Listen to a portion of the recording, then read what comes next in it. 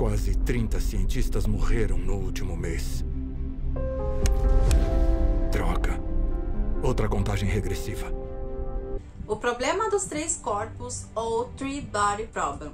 Precisamos falar dessa série. A primeira coisa que você precisa saber sobre essa série é que ela está sendo produzida pelos mesmos produtores que Game of Thrones. Isso seria magnífico se Game of Thrones tivesse acabado magnífico, mas não aconteceu. Uma adaptação dessa série já foi lançada lá na China o ano passado e ela já fez muito sucesso. David Benioff e D.B. Weiss, com o auxílio de Alexandre Hu, produziram a série inspirada nos livros de C.S. Lewis. O primeiro livro foi O Problema dos Três Corpos. O segundo livro foi A Floresta Sombria. E o terceiro livro foi O Fim da Morte. E é claro que ele convidou alguns atores de Game of Thrones para participar aqui dessa série, inclusive Jonathan Pryce. Lembra dele no Alto Pardal? Aqui ele é o Mike Evans. O John Bradley era o Sam, aqui ele é o Jack. E quem se lembra do Sr. Davos, o Liam, aqui ele é o Ward. Mas afinal de contas, o que é O Problema dos Três Corpos que originou o nome do livro e consequentemente o nome da série? O problema dos três corpos na física clássica é um problema parcialmente sem solução, porque alguns físicos já encontraram solução para alguns casos específicos, mas não para todos. Os três corpos seriam, por exemplo, o Sol, a Lua, a Terra, ou Júpiter, a Lua e a Terra, ou seja, três coisas muito grandes no espaço que orbitam juntos, algo que tenha massa no seu centro, que orbitam ali juntos. Enfim, são vários casos de três corpos, existem casos de dois corpos também, mas eles estão sempre orbitando juntos e esse seria o grande problema. Não vou ficar explicando muito bem aqui, até porque eu não sou a garota da física. Se vocês querem saber mais sobre o assunto, vocês vão ter que procurar aí professores de física. Mas basicamente é isso. A série é composta por 8 episódios e não tem protagonista, por mais que digam que tenha, eu não vi dessa forma. É mostrado um grupo de amigos cientistas, no quais eles vão se desenvolvendo no decorrer da série, com uma série de coincidências e conveniências. Alguém ou alguma coisa mirando os cientistas. Estão caçando os melhores e mais inteligentes. Os primeiros diálogos entre eles me fez lembrar um pouco de Big Bang Theory, né? Porque eles são cientistas ali, super inteligentes, então aquelas conversas me fez lembrar um pouquinho deles. Mas sem a comédia, só o suspense. O que acontece nessa série é uma série de suicídios, de mortes de muitos cientistas sem explicação. Uma contagem regressiva que aparece para uma dessas cientistas, que também a gente fica ali nesse suspense para descobrir o que está acontecendo. E tem também um jogo revolucionário com uma tecnologia absurda.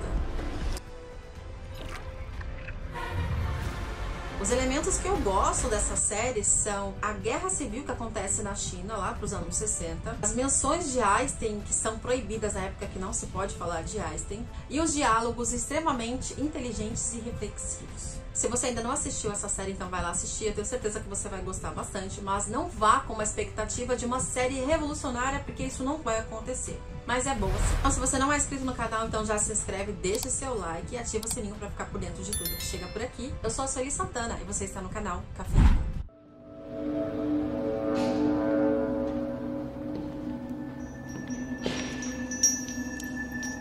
Agora eu vou explicar pra vocês alguns pontos importantes dessa série, pra caso tenha ficado algumas dúvidas por aí. Olha, eu amei essa série, principalmente até o 5º episódio, que é onde trouxe muito suspense, muita tensão e muitos mistérios. Mas, daí em diante, do 5º pro 8º episódio, depois de muitas pesquisas, eu percebi que se trata do segundo livro, por isso que existe uma pausa, meio que mudança de assunto. Tipo assim, vamos mudar de assunto? A série começa contando a história da Ye, e eu vou chamar ela de Ye porque é mais fácil de pronunciar o nome dela assim, porque é muito difícil. Mostra ali o pai dela sendo morto por revolucionários de guerra que está havendo na China, lá ali por volta de 1960.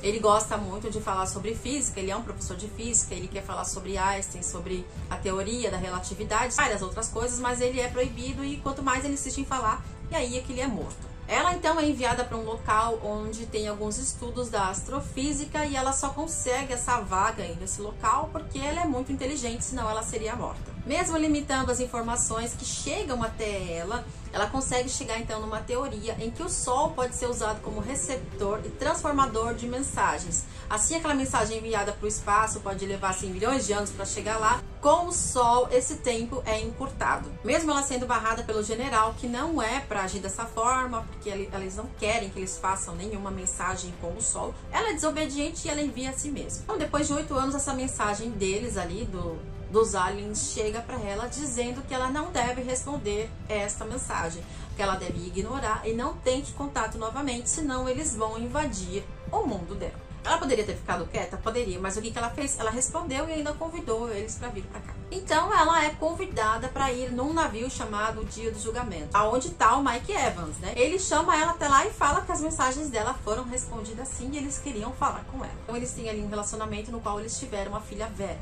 Não foi citado muito, informado nessa temporada como que foi esse relacionamento deles. A gente sabe que ele não assumiu o papel de pai, só apareceu no velório da Vera e mais nada. Pode ser que na segunda temporada a gente tenha mais informações sobre isso, mas até então aqui é só isso. Daí então o Evans, ele começa uma comunicação com esses aliens, que ele chama de Senhor, através de um rádio que mais parece uma Alexa. Fisicamente eles não podem chegar até aqui devido à distância, mas com a tecnologia da atualidade ali da série, eles estão calculando ali uns 400 anos para chegarem aqui. E eles estão vindo. Até então eles são considerados deuses por muitos seguidores aqui na Terra, né? E vai se acumulando, aglomerando ali dentro daquele navio. E o Evans vai fazendo uma lavagem cerebral em todo mundo. A tecnologia deles é muito grande, então eles conseguem enviar comunicações e algumas coisas para cá mesmo sem estar fisicamente aqui. Então eles têm alguns prótons que eles chamam de fótons. Na verdade são dois.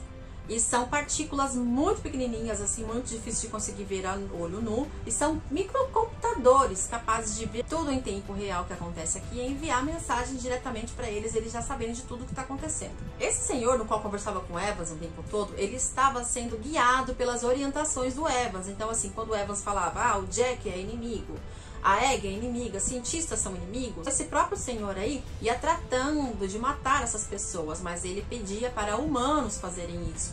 Então a Tatiana, quando matou o Jack, ela matou a mão desse senhor por orientação do Evans. O Evans falava assim para esse senhor, que aqui nós temos muitos cientistas que estão estudando e desenvolvendo grandes projetos que futuramente podem virar armas contra eles, ou seja, eles são inimigos. E o que eles faziam então? Ele conseguia apagar todas as imagens de câmeras da Tatiana quando ela ia lá matar essas pessoas. Só que antes ela avisava. Como que ela avisava? Com aquele relógio, aquele cronômetro que aparecia ali no cérebro praticamente da pessoa, na retina da pessoa. Ela deixava aquela mensagem e mandava a Tatiana avisar: se você não parar com o seu projeto, você vai morrer. Muitos pararam com o projeto, continuaram vivendo, e outros não, outros insistiram e acabaram morrendo. Só que como que era essa morte? Para a polícia e para todas as pessoas, era entendida como suicídio, mas na verdade era a Tatiana que matava. A Tatiana matava a mando desses aliens. Lembrando que os aliens estão agindo por controle do Evans. As imagens, quando desapareciam da Tatiana, eram próprios aliens que faziam essas imagens sumir. Por isso que a gente ficava conturbado sem entender o que estava acontecendo. A AG, então, estava desenvolvendo um projeto de nanofibras, que seriam, assim, fios muito fininhos, mais finos que um fio de cabelo, mas que são capazes de cortar mais do que laser. Então, assim, era um super desenvolvimento que futuramente seria uma grande arma contra eles. E aí ele falava, ela é um inimigo. Então já colocava logo o cronômetro para ela e não deixava ela desenvolver. Aí você deve estar perguntando, mas por que que o relógio simplesmente sumiu, desapareceu? Porque depois da conversa que esse senhor teve com o Evans, em que o Evans fala que os humanos mentem, que ele também mente de vez em quando e tal, ele parou de acreditar nos humanos e começou a ter os humanos como inimigo. Agora os aliens consideram os humanos como inimigos e enviam aquela mensagem chamando os humanos de insetos. Aí, junto com o Evans, eles estavam recrutando algumas pessoas para trabalhar com eles ali no navio, mas tinham que ser pessoas muito inteligentes e que acreditassem nisso. Então eles começaram a fazer esse recrutamento junto com aquele jogo, aquele capacete, né, tipo uma realidade virtual super, super mega revolucionária e aumentada. Ela entrega aquele capacete pra Jean e fala que a filha dela estava jogando antes de morrer, porque aí causaria uma curiosidade e ela ia querer jogar. Então ela começa a jogar, começa a ficar obcecada naquele jogo e também o Jack começa a jogar. Os dois começam a passar a vida ali jogando. Agora, quando o Jack simplesmente se nega e fala não quero esse tipo de coisa, vocês estão loucos, então o Evans, ele já auxilia ali a Tatiana, ela tem que morrer, tem que matar ele. Os aliens ficam pensando que ele tá certo, porque eles acham que o Jack é inimigo, ele acredita no Evans de que o Jack é inimigo, eles mandam mesmo a Tatiana matar ele. Depois que esse senhor, os aliens, começam a perceber que os humanos são na verdade inimigos, que eles param de proteger todo mundo, é aí que acontece aquela batida lá na Inglaterra, aonde prendem todo mundo e aí vai presa também. Então aí só sabe que os aliens estão considerando a gente como inimigos, os humanos como inimigos, e ela vê mensagens deles chamando a gente de insetos. Enquanto isso, a série vem tentando fazer a gente ter uma afinidade com o Will, que está ali morrendo, que está doente, que vai morrer a qualquer momento. E as coincidências aqui vão me deixando muito irritada. Por exemplo, o namorado da Jean, o Raj, que não tinha nada a ver com a história, simplesmente ele se torna ali um dos líderes da missão. O projeto da Águia, que vai conseguir salvar todo mundo e pegar as informações do navio. Apesar disso, eu gostei bastante dessa cena, viu? Me fez lembrar ali do filme O Navio Fantasma. Aqui, o projeto da Águia simplesmente parte o navio em várias fatias, como se fosse uma mussarela. E é onde a gente tem aquela virada de chave pra, eu vou chamar assim, de segunda temporada, do 5º episódio pra frente, que simplesmente se transformou a série. Então a Jean tem essa ideia revolucionária de enviar uma sonda que chegue lá antes deles chegarem até aqui, ou seja, para ter mais informações. Então a gente começa a entrar naquela questão, nossa, isso só vai acontecer daqui a 400 anos e as pessoas estão preocupadas? Tem gente que está preocupada, tem gente que não está, né? E assim segue. Nesse projeto da Jean, ela precisa estourar ali, explodir várias bombas atômicas e a sonda precisa seguir esse percurso, ela não pode sair. A única coisa que pode fazer ela seguir esse percurso seriam as nanofibras da Águia. Vai dando certo até acho que a 3ª bomba, quando um dos fios são rompidos e simplesmente ele sai de órbita. Lembrando também da parte do Will. O que acontece com o Will? O que o Will ficou de tão importante aqui? O Will estava morrendo, o Will era um homem inteligente, ele era um professor de ciências, ele entendia muito de vários assuntos, então ele seria assim um cérebro perfeito para ser enviado na sonda. No início, o Wad queria ir na sonda, porque ele queria ser ressuscitado daqui a 400 anos, ele queria ser praticamente imortal. Mas não foi possível, porque a sonda só aguentaria algo com 2 quilos. Então, o que eles tiveram que fazer?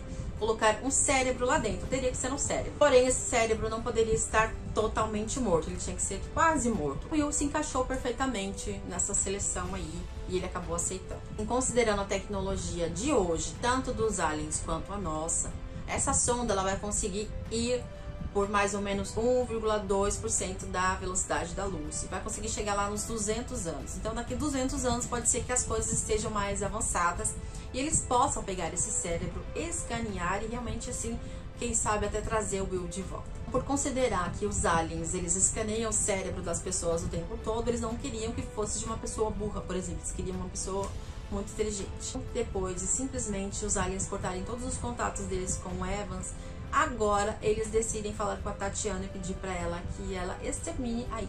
Só que antes da Ia ser morta, ela teve uma conversa com o Sol aqui, né? Eles tiveram uma conversinha ali e acabou que o Sol entrou na mira dos aliens também. Qualquer lugar em que o Sol tiver, pode ser que esteja alguém ali com uma arma pronta para atirar nele, porque os aliens simplesmente se conectam com qualquer pessoa e pede para fazer e a pessoa simplesmente aceita. E as Nações Unidas chamam o Sal, então, para ser um barreira, que seria uma pessoa que tem as informações no cérebro, mas não está em nenhum outro lugar, porque até então os aliens não conseguem ler pensamentos, então eles vão conseguir uma forma de deixar as informações importantes no cérebro do Sal. Como isso vai acontecer, eu ainda não sei.